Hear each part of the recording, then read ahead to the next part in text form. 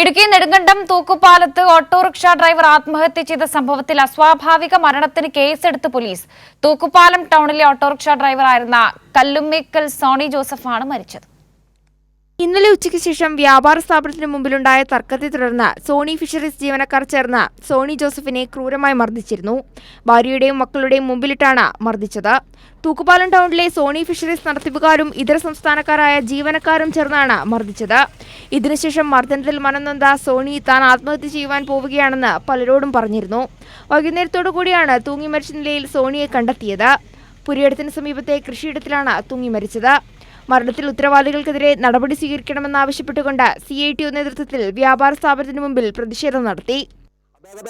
അകാരണമായി മർദ്ദിച്ചതിന്റെ അടിസ്ഥാനത്തിൽ അദ്ദേഹം മാനഹാനി സംഭവിച്ചതിന്റെ പേരിൽ തിരുവൂരിൽ ടൗണിലാണ് അദ്ദേഹത്തെ പട്ടിക തരുന്നപോലെ തടിയന്റെ പേരിലാണ് 2 പിഞ്ചു കുട്ടികൾ മാത്രമുള്ളതാണ് അദ്ദേഹത്തിന്.